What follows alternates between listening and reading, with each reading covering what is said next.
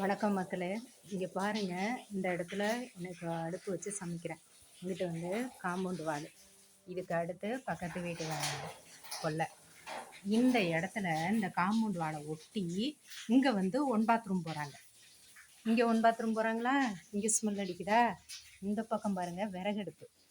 இந்த விறகடுப்பு எரிக்கிறேன். இந்த இருக்க காம்பவுண்ட் வால் அங்கே அந்த பக்கம் பெய்கிறது, இங்கிட்டும் ஓப்பனில் வாடை அடிக்கும். இதே மாதிரி அந்த ஆப்போசிட்டில் பாருங்கள், அந்த காம்பவுண்ட் வால் அந்த இடத்துல வந்து ஒன்று கடிக்கிறது. அதுவும் காற்றுல எனக்கு ஸ்மெல்லு தாங்க முடியல. இது இப்படி இருக்கா? இதெல்லாம் ஓப்பனில் போகிறது. அடுத்து இங்கே பாருங்கள், இது எங்கள் வீடு. இந்த குழாயை பாருங்கள், டாய்லெட் குழாய் எங்கே இருக்குது? அந்த குழாய்க்கும் எங்கள் வீட்டுக்கும் டிஸ்டன்ஸ் பாருங்கள். நான் அங்கேருந்து காட்டுறேன் பாருங்கள்.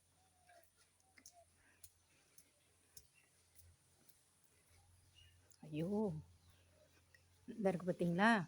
அந்த குழாய் எங்கே இருக்குது? எங்கள் வீடு இங்கே இருக்குது. அவன் வீடு பாருங்கள், இங்கேருந்து 100 மீட்ரு தள்ளி இருக்குது.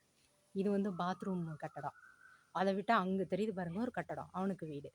இது பாத்ரூம் கட்டடம். அந்த குழாய் இங்கே இருக்குது, எங்கள் வீடு இங்கே இருக்குது. போர்ட்டிகோலையும் புழங்க முடியாது. அந்த ஒரு ஜன்னல் கூட நான் திறக்கிறதில்ல. ஃபுல்லாக பாருங்கள் க்ளோஸில் தான் இருக்குது. எனி டைம் 24 hours அந்த பேட் ஸ்மெல்லு. அதுவும் நான் விறகு அடுப்பு சமைக்கிற இடத்துலையும் அந்த ஸ்மெல் இருக்குது. அவங்க வீடு இங்கேருந்து 100 மீட்டரில் தள்ளி இருக்குது. இதுவும் நான் கிட்டத்தட்ட 6 மாதமாக ஸ்மெல் வருதுன்னு சொல்லிகிட்டு இருக்கேன். இங்கே பாருங்கள், அதுக்கும் கேப்பை பாருங்கள், ஒரு 15 ஃபீட்ஸ் கூட இருக்காது. இங்கே பாருங்கள் அந்த வீடு, அங்கே பாருங்கள் அந்த குழாய், இந்த வீடு அங்கனே தான் அந்த குழாய். இவ்வளோதாங்க இருக்குது. அந்த காம்பவுண்டை ஒட்டி வச்சுருக்காங்க.